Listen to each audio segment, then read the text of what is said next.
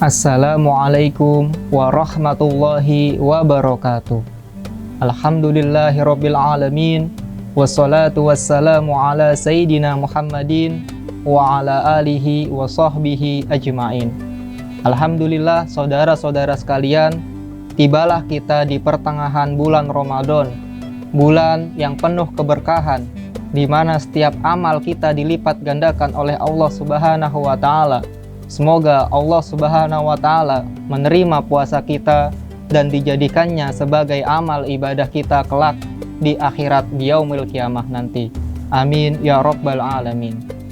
Saudara-saudara sekalian, kaum muslimin dan muslimat yang dirahmati Allah dimanapun berada, air merupakan kebutuhan vital bagi seluruh makhluk hidup. Seluruh makhluk hidup butuh dengan air, mulai dari tumbuhan, hewan, terlebih manusia. Tidak pandang anak kecil, remaja ataupun dewasa, semua butuh air. Terlebih umat Islam sangat berdampingan, sangat membutuhkan dengan air. Air merupakan sarana untuk mensucikan diri, membersihkan diri dari hadas kecil dan hadas besar sebelum kita beribadah menghadap Allah Subhanahu wa taala. Terlebih di dalam kitab-kitab fikih, pada awal-awal permulaan bab biasanya akan dibahas mengenai tentang air. Mulai yang disebut dengan ma'u tohir mutohir, yaitu air yang suci mensucikan, air suci tidak mensucikan, air mustakmal, dan lain sebagainya. Oleh karena itu, kita selaku umat Islam seyogianya menjaga kemurnian dan kesucian air yang ada, serta tidak memperjualbelikannya. Sebagaimana sabda Nabi Muhammad sallallahu alaihi wasallam, al-muslimuna syuraka'u fi thalasin. Al-muslimuna syuraka'u fi salasin. Umat muslim harus berserikat dalam 3 hal. Apa saja itu? Pertama, fil ma'i, yaitu pada air, wal kala'i, dan rumput, wan nari, dan api, wa thamanuhu haramun, dan menjual belikannya itu adalah perkara yang haram. Dalam hadis tersebut disebutkan juga 2 hal yang tidak boleh dikomersialisasi. Apa itu? Yakni rumput dan juga api. Rumput yang dimaksud di sini adalah rumput untuk makan hewan ternak. Sedangkan api yang dimaksud di sini adalah api sebagai sumber energi. Sebab dahulu api digunakan untuk memasak dan juga digunakan sebagai bahan penerangan. Akan kita bahas satu persatu saudara-saudara. Kita mulai dengan air terlebih dahulu. Hari ini pertanyaannya, sungai mana atau waduk mana yang bisa airnya kita langsung konsumsi?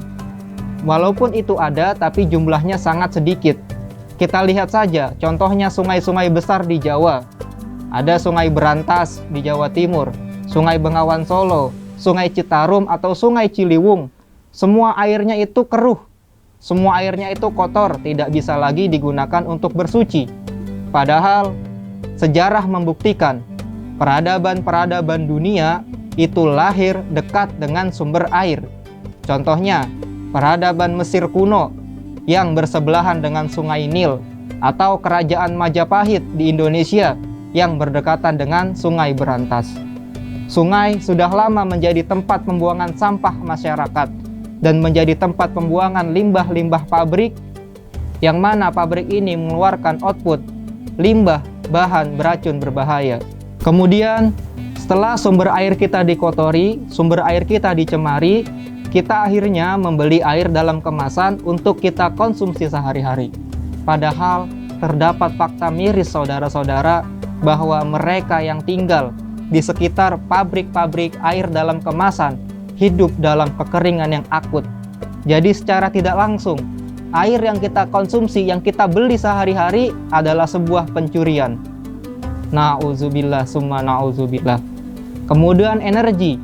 Perlu diketahui bersama saudara sekalian bahwasanya hari ini energi yang kita gunakan adalah energi yang tidak bisa diperbaharui. Bahkan energi itu kotor. Bumi ini dieksploitasi, diambil minyak dan gasnya untuk energi.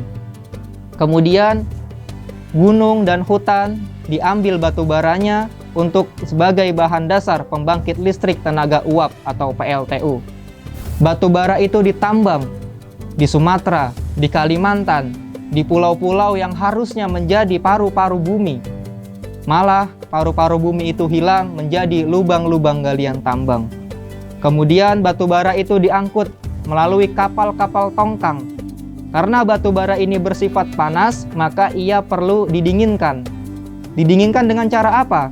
Ketika dibawa misalnya dari Kalimantan untuk dikirim ke PLTU di Jawa, maka sepanjang jalan batu bara tersebut perlu disiram dengan air laut.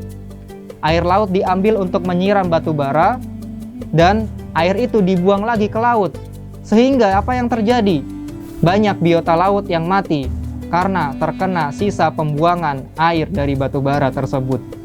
Lalu batu bara tersebut dibakar di PLTU untuk menggerakkan generator penghasil listrik, yang mana dari pembakaran tersebut menghasilkan polutan-polutan kotor yang mencemari udara dan membuat penghisapnya bisa mengalami gangguan paru-paru. Terlebih juga dampaknya dirasakan oleh para nelayan yang tinggal di sekitar PLTU, di mana sebelum ada PLTU, para nelayan ini dengan mudah bisa mendapatkan ikan di pinggir-pinggir pantai, di pinggir-pinggir laut. Setelah ada PLTU yang membuang limbah panasnya begitu saja ke laut, akhirnya ikan-ikan ini ke tengah semuanya. Akhirnya, dengan terpaksa mau tidak mau, para nelayan harus mengeluarkan ongkos yang lebih besar untuk membeli bahan bakar, supaya bisa melaut ke tengah yang lebih jauh, dengan hasil yang juga tidak seberapa tangkapannya sebelum adanya PLTU. Padahal Allah Subhanahu wa Ta'ala mengancam bagi mereka yang menjadi aktor-aktor pengrusak alam, sebagaimana dalam surat Al-Maidah ayat 33, innama jazaa'ul ladzina yuharibunallaha wa rasulah wa yas'auna fil ardi fasada ayyuqattalu aw yusallabu ayyuqatta'a aydihim wa arjulahum min khilaf ayyunfau min al-ard dzalika lahum hizyun fid dunya wa lahum fil akhirati azabun azim.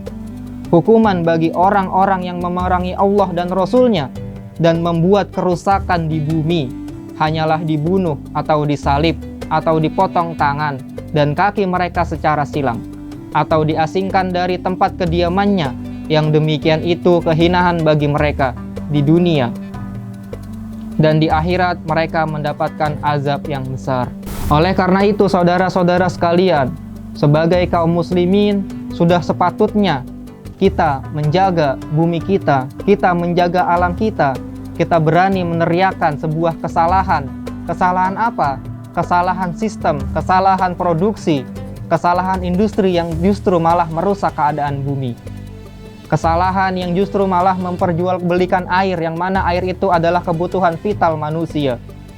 Apabila air itu sudah rusak, air itu sudah tercemar, maka yang merasakan kerugiannya tentu kita semua umat manusia. Oleh karena itu, saudara-saudara sekalian, di bulan puasa yang penuh rahmat ini, mari sama-sama kita tingkatkan kepedulian kita. Kita tingkatkan kesadaran kita terhadap alam sekitar. Mari sama-sama kita memperkuat iman, memperkokoh ketakwaan, membela mereka yang tertindas, serta terus menebar kebaikan. Wallahul muwaffiq ila aqwamit thoriq. Wassalamualaikum warahmatullahi wabarakatuh.